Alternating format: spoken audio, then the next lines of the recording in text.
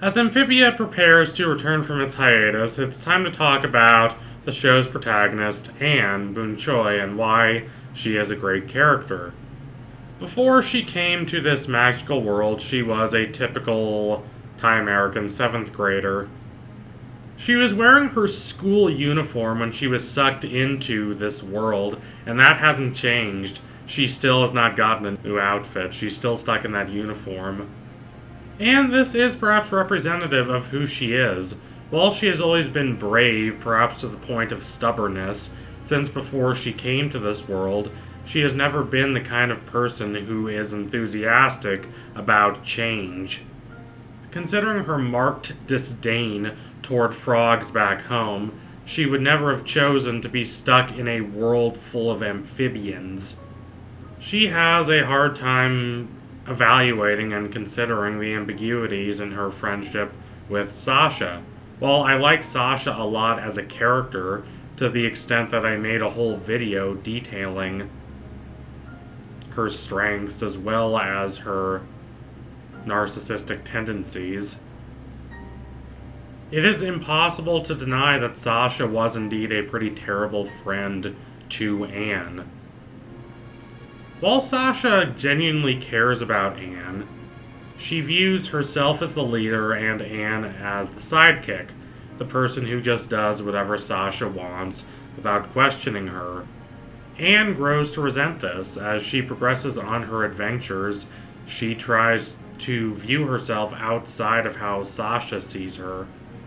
While she still cares about her friends, especially Marcy, she gets to see who she really is without them. And so do we, as the audience. We get to see her grow and evolve. Unless she has some deep-buried trauma that we, the audience, are not privy to, it's not like she had a terrible and abusive childhood. But it's also not like she was completely happy with her life before she was sucked into Amphibia. She didn't really seem to like her friends much. Now, it's not that she actively disliked her friends, it's just what I think is a fairly typical dynamic when you are that age. You find people whom you call your friends because you hang out with them and because they are there for you. You can rely on them. It's not that they're bad people necessarily, but it's also not exactly like you always have a lot in common with them. The friendship is almost incidental. It's very much tied to a specific location and a specific time in your life. If Anne had, say, moved to another school, I don't know if she would have felt such a strong attachment toward her friends. Now, this isn't bad. I know that feeling, and I know a lot of other people who know that feeling too. It is just where Anne is in her life, as someone just entering adolescence. Now, Sasha obviously is not a great friend. She is the kind of person someone's parents tell them not to become friends with because she's a bad influence. And this is not without cause. I don't mean to downplay the negative impact someone's friends can have on them. I do think that in those school PSAs that they always made me watch back when I was that age, they were ridiculously overdramatic about the impact that bad friends can have on you, but beneath all the bluster, there is a point there. I mean, who you're friends with does impact who you are, whether positively or negatively. The show does a great job, I feel, of demonstrating why Anne is friends with Sasha in the first place. Because there is a reason. Sasha is the rich, popular girl, and she has power in this school. She stops people from bullying Anne, and she genuinely does care about Anne a lot. And Anne recognizes this, even though by the end of Season 1, Anne realizes the negative impact Sasha has had on her, and she's able to stop herself from being so influenced by Sasha. Now, the relationship between Anne and Marcy is more difficult to discern at this point. Marcy obviously is not as overtly negative. to Anne as Sasha is. If anything, as we've seen, Anne can kind of be restrictive on Marcy by not really trusting in Marcy as much as she perhaps should. I'm certainly not sure that I believe these wild, bizarre conspiracy theories people are tossing out about Marcy being the secretly demonic figure who's going to betray Anne and ruin her life, and who's just putting on a nice facade. But it is true that I think we, the audience, should be a little more skeptical of Marcy than Anne is. While I certainly do not fear the worst about Marcy, I don't think it's fair to believe that she's a perfect friend either.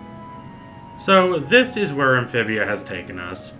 It is ostensibly a show, like a lot of others in this lane, about the power of friendship. Anne wants to find both her friends, and not until she does that does she really want to return to Earth. It's a noble mission, I commend her, and even though the power of friendship is something that's easy to be cynical about, I'm not against shows valorizing that power. It's genuine. I'd argue friendships are the most important relationships in our lives, even more so than romantic relationships, which can be more transient and tenuous.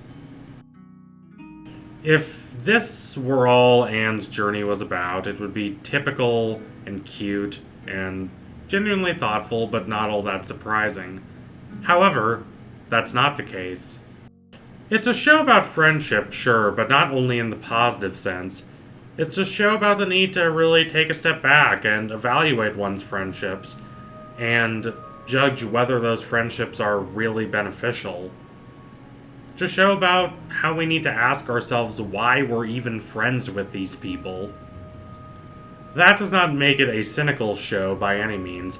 At its heart, at its foundation, this is very much a show about the power of real, genuine connections to allow us to attain peace and strong conception of ourselves amidst a crazy world. There is a real faith in the power to construct non-biological families, as most clearly demonstrated by how Anne basically is adopted by the planters, even though she is a human being and they are frogs. Even so, as the show has progressed, Anne seems to have gradually viewed her friends with a little more skepticism, especially in the case of Sasha. Now, she still cares about Sasha, but she's more aware now of the negative impacts that Sasha has had on Anne's decision-making and on Anne's mental health. It's a good message to send to kids, or really to send to anyone who's watching. We see how easy it is for Anne to break off romantic connections, as opposed to how hard it is for her to really break off connections with her friends. This, even though her friendships can be a little damaging to her. Were it not for her friendship, she would not have stolen the Calamity Box that got the three of them trapped in this world, this strange, slimy world. But this is, to me, rather typical as well.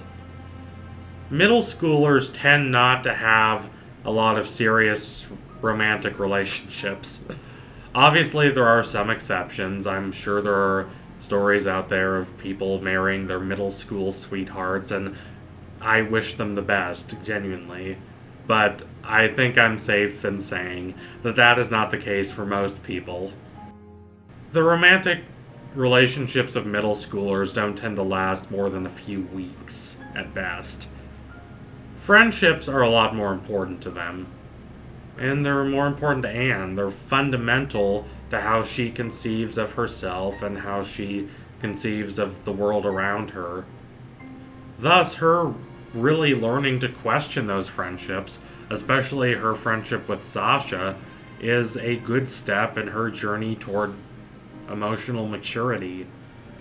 There is a certain early adolescent laziness to her at the very start of the series.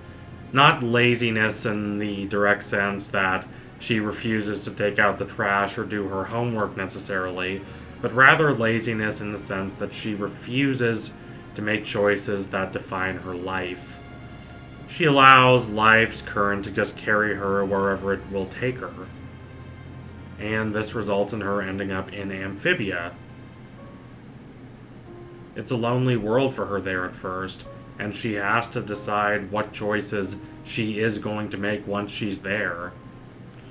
She can either do nothing and suffer, or she can try to change herself for the better and try to grow and try to expand her horizons and form strong bonds with frogs, even though earlier, back before she went to Amphibia, she couldn't stand frogs.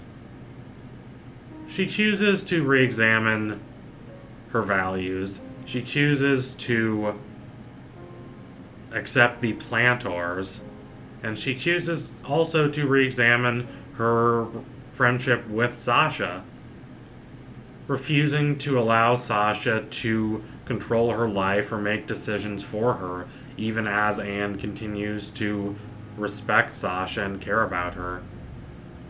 Anne has become more selfless, but she's also taken a greater amount of control over her own life. This is who Anne becomes. She becomes a character who makes choices for herself and creates her own identity. So thank you all for watching. If you liked what you saw today, don't forget to like and comment and subscribe.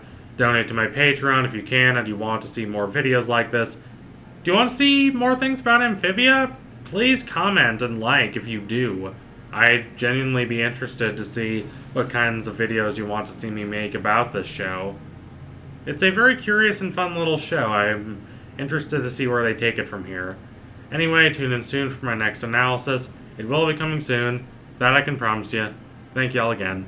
Adios, comrades.